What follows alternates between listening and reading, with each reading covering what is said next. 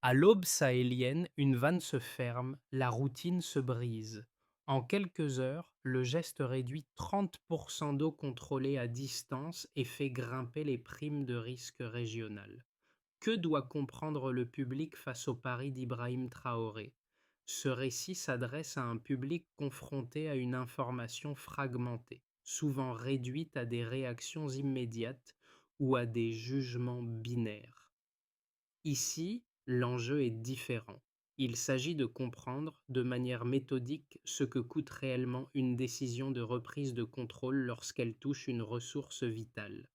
Le bénéfice pour le lecteur est clair.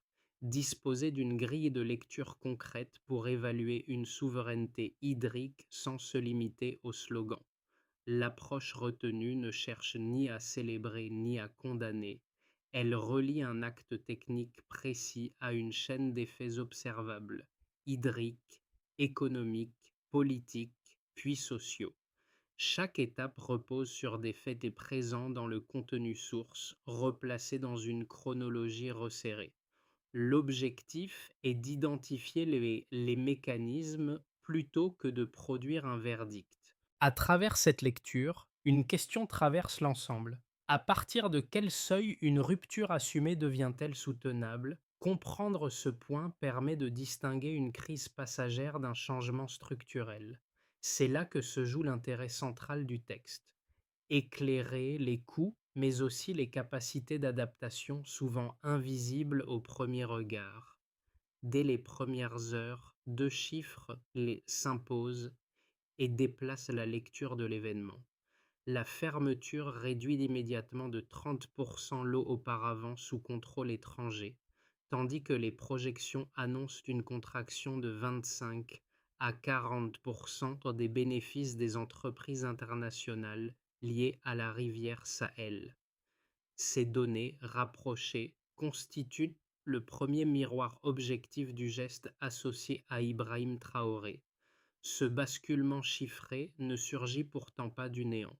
Le contenu source rappelle qu'avant le 10 octobre 2025, la gestion hydrique reposait sur une architecture largement externalisée. Des infrastructures clés fonctionnaient avec des algorithmes propriétaires, des codes d'accès fermés et des serveurs situés hors du continent.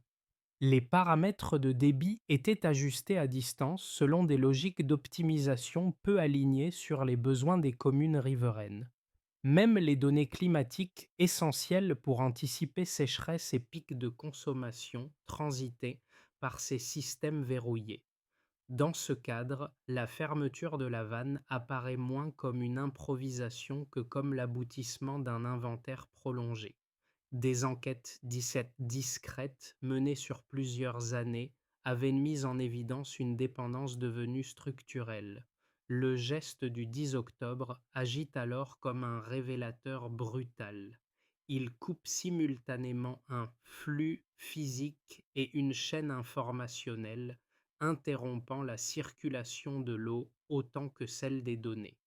La chronologie resserrée accentue l'effet de choc. À l'aube, la vanne se ferme. À midi, les médias internationaux évoquent un sabotage et les marchés réajustent leurs primes de risque. En fin d'après-midi, un prêt majeur est suspendu. Le soir, des rassemblements de soutien apparaissent à Ouagadougou. À l'extérieur, l'acte est lu comme une déstabilisation. À l'intérieur, comme une restitution attendue. C'est dans cet écart de lecture que s'installe la question centrale. Comment Ibrahim Traoré peut-il transformer une rupture mesurable en transition soutenable sans nier les coûts immédiats révélés par ses premières deltas? Cette interrogation guide la suite de l'analyse, car elle conditionne la manière d'interpréter chaque conséquence observée. Pour rendre la décision lisible, le contenu source quitte l'abstraction et descend à hauteur d'acteurs ordinaires, là où une mesure nationale devient une contrainte quotidienne. La première scène se déroule à Ouagadougou, dans une station hydraulique longtemps administrée à distance. Un ingénieur y découvre que l'installation, réputée intouchable, peut être reprise manuellement. En ouvrant des boîtiers scellés, son équipe identifie des paramètres de débit orientés par des directives extérieures, sans prise en compte des besoins locaux. Ce n'est pas une panne, mais un réglage. Et ce réglage explique pourquoi la fermeture produit un choc aussi net. L'effet immédiat est double. D'un côté, la capacité d'intervention locale existe bel et bien. De l'autre, elle avait été neutralisée par une organisation héritée. L'autonomie n'est donc pas créée ex nihilo, elle est réactivée sous contrainte.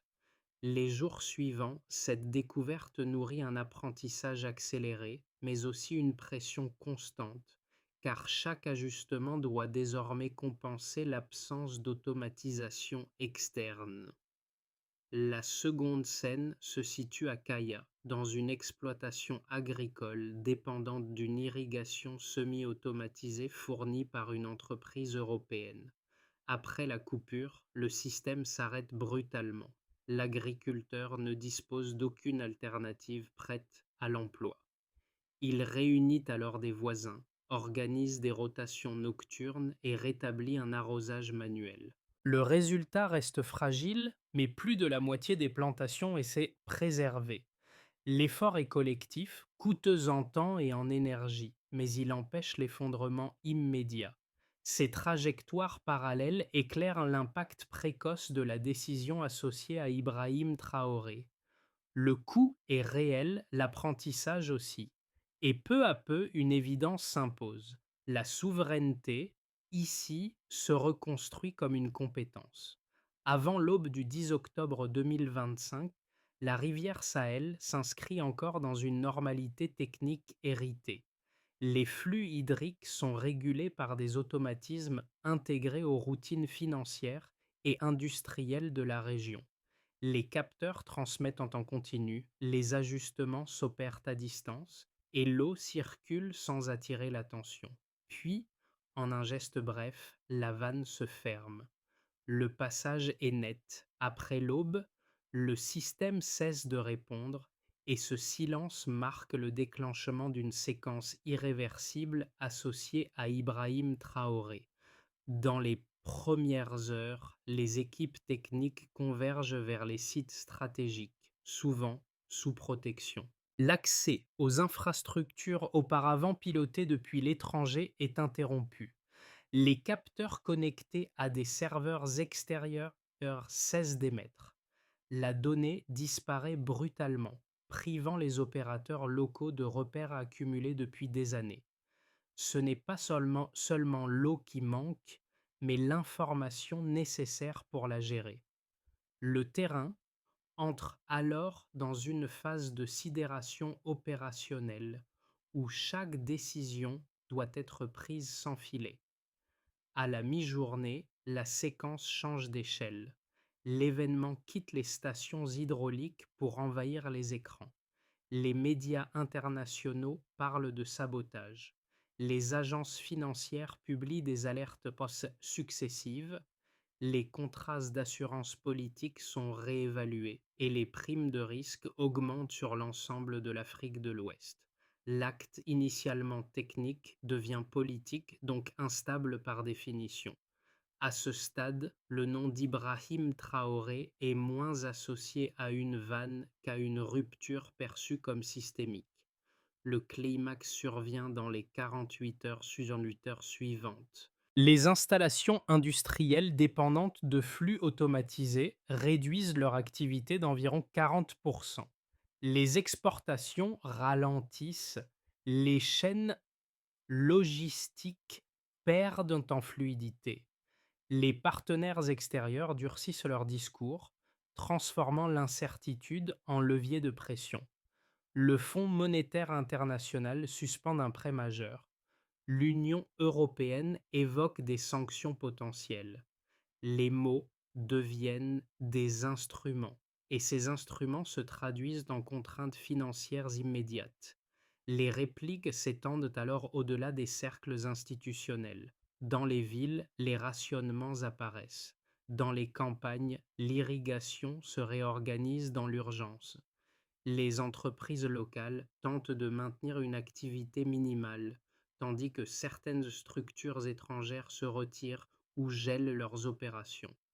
Chaque ajustement confirme que la fermeture n'est pas un épisode isolé, mais le point de bascule d'un système entier. À Ouagadougou, pourtant, une dynamique inattendue émerge. Des habitants se rassemblent, non pour protester, mais pour soutenir. Des pancartes apparaissent, les radios locales ouvrent leurs micros et un récit intérieur se consolide. À l'extérieur, la décision est lue comme une déstabilisation. À l'intérieur, elle est racontée comme une restitution attendue. Cette divergence de lecture nourrit la polarisation et amplifie chaque réplique. La séquence révèle ainsi une mécanique précise. Un geste déclenche un choc. Le choc provoque un climax financier et diplomatique. Les répliques sociales et économiques s'installent dans la durée. Pour Ibrahim Traoré, l'enjeu n'est plus seulement d'assumer le déclenchement, mais de gérer la propagation. Car une rupture peut être instantanée, tandis que ses effets s'étirent bien au-delà de l'événement initial. Le premier indicateur quantifiable s'impose dès l'ouverture de la séquence. Avant le 10 octobre 2025, près d'un tiers de l'eau destinée aux zones urbaines transitait par des infrastructures sous contrôle étranger. Après la fermeture, cette part chute immédiatement de 30%. Ce delta initial n'est pas une variation marginale. Il agit comme un révélateur structurel, montrant que le pilotage externe n'était pas périphérique, mais intégré aux routines quotidiennes de distribution. La baisse ne signale donc pas seulement une pénurie ponctuelle, elle met à nu une dépendance critique longtemps masquée par la stabilité apparente du système. Ce premier chiffre appelle une lecture technique précise. Le contenu source insiste sur un point souvent négligé dans les commentaires rapides. La fermeture n'interrompt pas uniquement un flux physique, elle coupe aussi une chaîne informationnelle. Les systèmes automatisés reposaient sur des données transmises vers des serveurs situés hors du continent. Lorsque ces transmissions cessent, les ingénieurs locaux perdent simultanément la capacité de pilotage en temps réel et l'accès aux historiques nécessaires à l'anticipation. Autrement dit, la rareté immédiate résulte autant de l'arrêt des données que de celui du débit. Pour Ibrahim Traoré, ce delta devient une boussole politique, car il mesure l'ampleur du chantier à reconstruire au-delà du symbole. Un deuxième repère chiffré apparaît presque aussitôt, mais sur un autre terrain. Les projections évoquent une contraction de 25 à 40% des bénéfices des entreprises internationales actives autour de la rivière Sahel. Cette fourchette large n'est pas un détail statistique, elle traduit des vulnérabilités différenciées selon les secteurs. Le contenu source décrit une hiérarchie implicite. L'agro-industrie est la plus exposée, suivie par la logistique hydraulique, puis par les unités industrielles dépendantes de systèmes de refroidissement automatisés. Cette dispersion des pertes explique la rapidité et la coordination de la réaction extérieure. Lorsque les dommages deviennent transnationaux, ils se transforment en pression diplomatique, en menaces de sanctions et en suspension de financement. Là encore, le chiffre éclaire un mécanisme. Si les pertes étaient strictement locales, elles seraient absorbées comme une crise interne. Leur ampleur externe les convertit en levier politique. Le contenu source relie explicitement cette contraction de bénéfices à la suspension d'un prêt majeur et à l'augmentation du risque perçu sur l'ensemble de l'Afrique de l'Ouest. La décision associée à Ibrahim Traoré cesse alors d'être évaluée uniquement à l'aune de ses effets nationaux. Elle est jugée selon les modèles économiques qu'elle perturbe. Un troisième indicateur, plus discret mais tout aussi structurant, complète le tableau. Malgré les interruptions d'irrigation et l'arrêt des systèmes automatisés, Les zones rurales parviennent à stabiliser environ 70% de la production agricole. Ce maintien relatif ne découle pas d'une technologie équivalente de substitution. Il résulte d'ajustements communautaires rapides, tours d'eau, rotation nocturne, réparation artisanale, recours à des solutions solaires locales. Le contenu source souligne que cette résilience n'était pas intégrée dans les modèles d'anticipation externe, ce qui explique l'écart entre certaines prévisions d'effondrement et la réalité observée. Pris ensemble, ces trois deltas dessinent une transition en équilibre instable. La perte est immédiate et mesurable. La pression extérieure est réelle et chiffrée, mais une capacité d'adaptation existe, elle aussi mesurable. Pour Ibrahim Traoré, l'enjeu n'est plus de contester ces chiffres, mais de les piloter.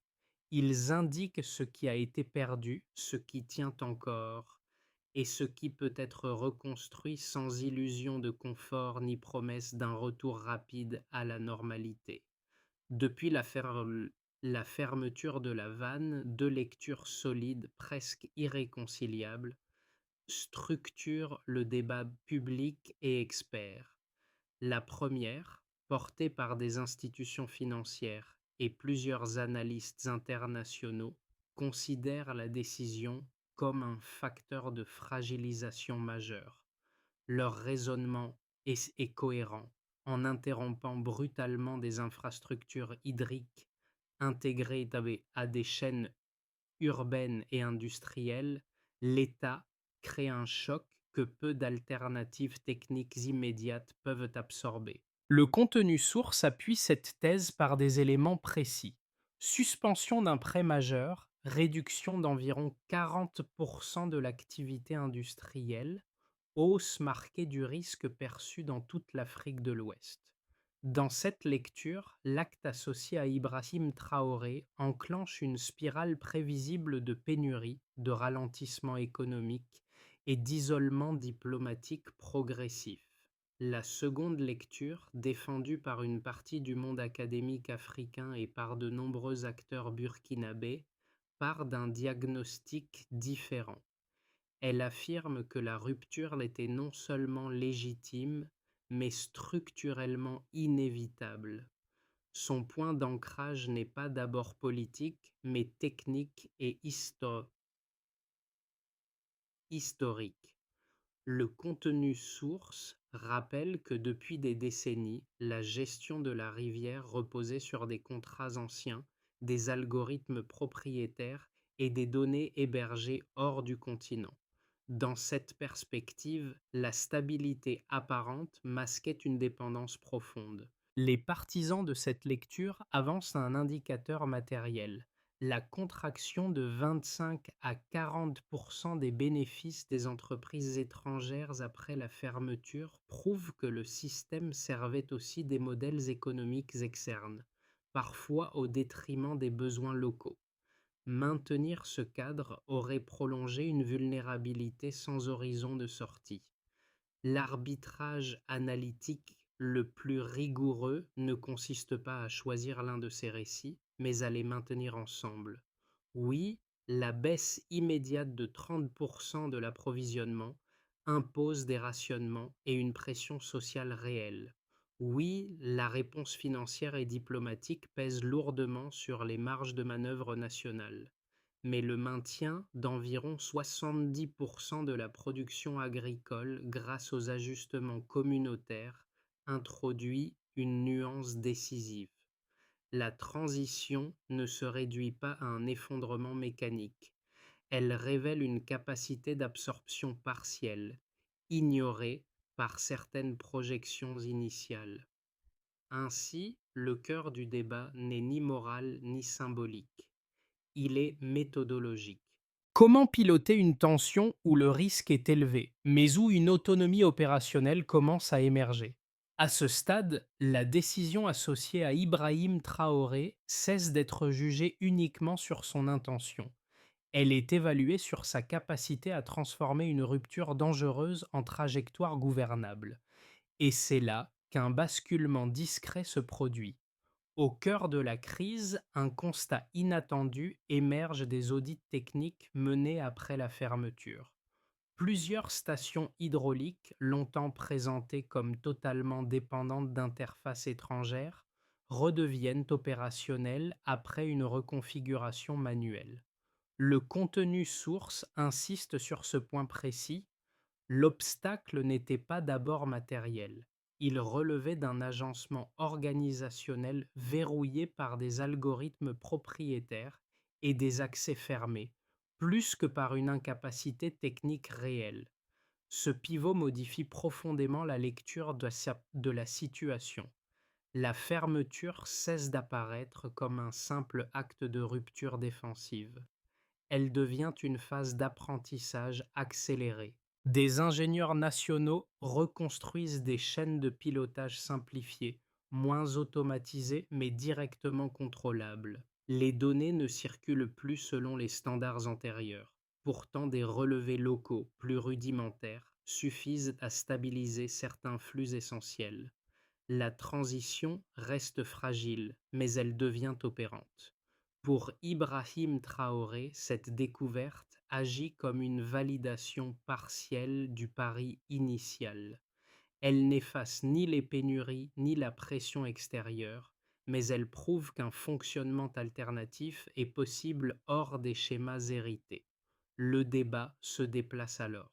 Il ne porte plus uniquement sur le coût du choc, mais sur la capacité à transformer ce choc en méthode reproductible. La crise change de nature. D'une menace d'effondrement annoncée, elle devient une transition mesurable, encore instable, mais désormais ancrée dans des preuves concrètes. À mesure que la fermeture de la rivière Sahel cesse d'être un événement ponctuel, ses effets se distribuent selon des lignes de fracture précises. Le contenu source permet d'identifier 4 ensembles d'acteurs, chacun confronté à des contraintes distinctes. À ce stade, l'acte associé à Ibrahim Traoré n'est plus interprété comme un symbole isolé. Il devient une série d'ajustements mesurables, vécus différemment selon les positions sociales et économiques. Du côté de l'État et des services publics, l'impact est immédiat et structurel. Les administrations hydriques doivent fonctionner sans les automatismes hérités, ce qui impose une reconfiguration permanente. Les rationnements urbains deviennent ciblés, parfois imprévisibles, et les équipes techniques sont redéployées vers les stations jugées prioritaires. Le delta de 30% sur l'approvisionnement auparavant contrôlé à distance agit ici comme une contrainte permanente.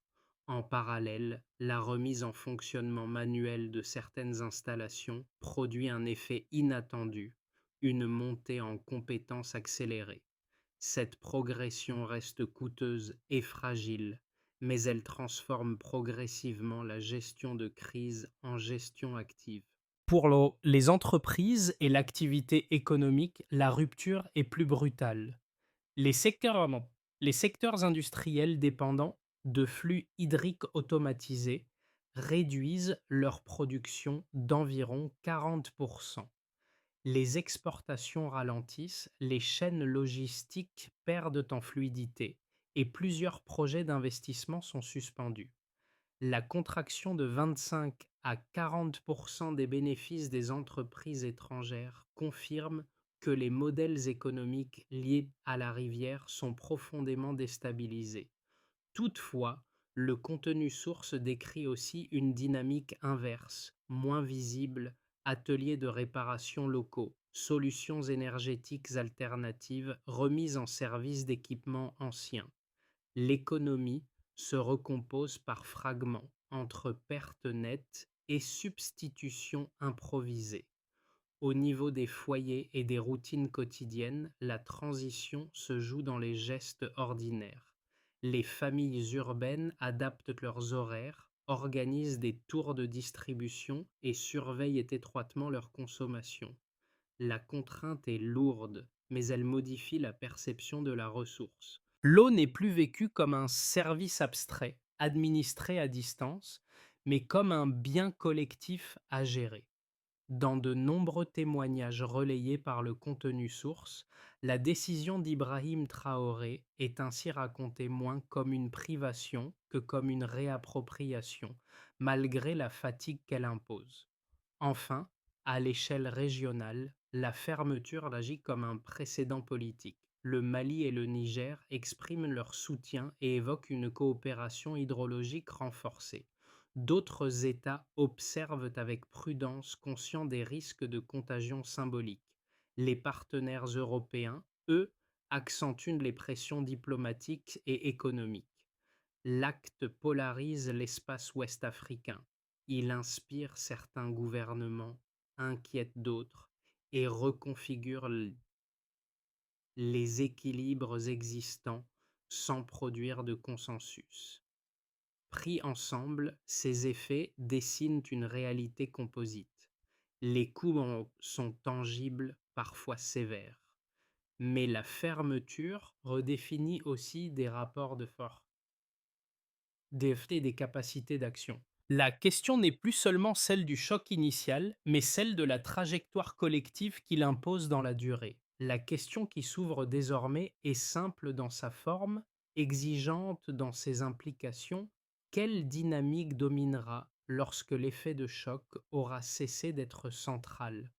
À partir des tendances observables dans le contenu source, trois trajectoires plausibles se dessinent pour les mois à venir. Elles ne prétendent pas prédire l'avenir. Elles organisent que les mécanismes déjà visibles, afin d'éclairer les choix à venir autour de la décision associée à Ibrahim Traoré. La première trajectoire peut être qualifiée de stabilisation sous contrainte. Si les audits techniques se poursuivent et que les reconfigurations manuelles s'étendent, un fonctionnement minimal peut être consolidé sans retour immédiat à l'automatisation externe. Les rationnements demeurent surtout en zone urbaine car la perte initiale de 30% révèle une dépendance difficile à résorber rapidement. À l'extérieur, la pression financière reste élevée mais contenue, limitant les marges budgétaires sans provoquer d'asphyxie complète. Dans ce scénario, la transition avance lentement. Elle réduit le risque d'effondrement sans produire de renversement décisif. La deuxième trajectoire, plus dynamique, repose sur un effet catalyseur régional. Si les signaux de soutien du Mali et du Niger se traduisent en coopération technique formalisée, l'apprentissage peut s'accélérer. L'échange de compétences, la formation d'ingénieurs et la mutualisation de solutions sobres renforcent l'autonomie opérationnelle. Les stations auparavant verrouillées continuent d'être rendues fonctionnelles sans interface étrangère. La souveraineté hydrique cesse alors d'être un symbole pour devenir un cadre de travail. Les tensions diplomatiques persistent, mais la capacité d'adaptation réduit progressivement l'impact économique négatif. La troisième trajectoire est plus sombre et repose sur une fatigue sociale cumulative. Si les rationnements se prolongent, si les pressions extérieures s'additionnent aux fragilités internes, les amortisseurs communautaires peuvent s'épuiser. Les pannes se multiplient sur des infrastructures encore instables. Les importations essentielles se contractent davantage, tandis que la hausse durable des coûts énergétiques pèse sur les ménages. Dans ce cas, l'isolement devient un risque concret, surtout si les partenaires régionaux prennent leur distance pour limiter les contre-pressions. Une règle de lecture s'impose alors: ne pas confondre vitesse et trajectoire. Dans une transition, ce sont l'ajustement continu et la capacité à corriger qui font direction. Pour Ibrahim Traoré, l'enjeu central n'est plus le geste initial. Il réside dans l'art de piloter ces scénarios sans accélérer au point de rompre des équilibres sociaux déjà fragiles. Au-delà des chiffres et des scénarios, la fermeture de la rivière Sahel se transforme en expérience vécue, traduite en routine, en effort et en arbitrage discret. Le contenu source insiste sur cette dimension souvent reléguée au second plan. Une décision d'État n'existe réellement que lorsqu'elle reconfigure des gestes ordinaires, parfois jusqu'à l'usure. Dans les quartiers urbains, l'impact se mesure d'abord en temps et en vigilance. Se lever plus tôt pour constituer des réserves, surveiller les niveaux, coordonner les tours de distribution entre voisins. Ces ajustements imposent une discipline nouvelle qui pèse sur les foyers les plus exposés. Pourtant, ils produisent aussi des formes de coordination locale inédites. L'eau cesse d'être un service abstrait. Elle devient une ressource à négocier, à partager, à protéger collectivement. Cette transformation génère à la fois une fierté silencieuse et une inquiétude persistante face à la durée de l'effort. Dans les zones rurales, l'adaptation prend une forme plus active. Agriculteurs, mécaniciens et techniciens improvisés transforment la contrainte en action. Des pompes abandonnées sont remises en service, des canaux sont recreusés à la main, des solutions solaires alimentent des puits kitsch communautaires. Ces initiatives ne compensent pas entièrement la perte des systèmes automatisés, mais elles redonnent une capacité d'agir. Le contenu source souligne que ce déplacement est décisif. On ne subit plus uniquement une pénurie, on participe à sa gestion. Un troisième registre apparaît, plus symbolique mais structurant. Enseignants, artistes et animateurs communautaires réinterprètent l'événement dans leurs récits. La rivière devient un repère, la gestion de l'eau un sujet de discussion collective. La transition s'inscrit alors dans les imaginaires, bien au-delà des stations et des chiffres. À ce niveau, la crise change de texture. Elle n'est plus seulement technique ou politique, elle redéfinit des identités, des attentes et des seuils d'acceptabilité à un rythme souvent plus lent que les décisions officielles. Pour que la fermeture de la rivière Sahel ne reste pas un choc prolongé, le contenu source esquisse une trajectoire opératoire, progressive et vérifiable. L'enjeu n'est plus d'expliquer l'acte initial, mais de le convertir en méthode de gouvernance. À ce stade, Ibrahim Traoré est évalué moins sur la rupture elle-même que sur la capacité à organiser la transition dans le temps. La première étape consiste à sécuriser et cartographier les infrastructures. Des équipes d'ingénieurs nationaux mènent des audits station par station afin d'identifier les dispositifs encore verrouillés par des accès étrangers et ceux qui peuvent être reconfigurés localement. Le critère de suivi est volontairement concret, le nombre d'installations redevenues opérables sans interface externe et leur stabilité dans la durée. La deuxième étape porte sur la montée en compétences humaines. Universités, centres techniques et services publics déploient des formations accélérées en hydrologie appliquée, automatisation sobre et gestion de données locales. Le contenu source insiste sur ce point. Sans capital humain, aucune souveraineté technique ne tient. Le progrès se mesure non par les annonces, mais par l'intégration effective de ces profils dans les équipes opérationnelles. Une troisième étape vise la coordination régionale. Le Burkina Faso, le Mali et le Niger amorcent une structuration commune autour du partage d'expertise et de plans d'urgence hydrique. Si cette coopération se formalise, la transition gagne en résilience. Les indicateurs deviennent institutionnels, protocoles signés, exercices conjoints, mécanismes d'alerte partagés. Enfin, une étape transversale conditionne toutes les autres, la transparence. Publication régulière des volumes distribués, des décisions de gestion et des contraintes rencontrées. Dans cette logique, la souveraineté n'est pas proclamée, elle est vérifiée. Pour Ibrahim Traoré, la crédibilité future se jouera dans cette capacité à mesurer, corriger et rendre compte, étape après étape. Sur les rives redevenues calmes, les premières scènes refont surface comme une mémoire active.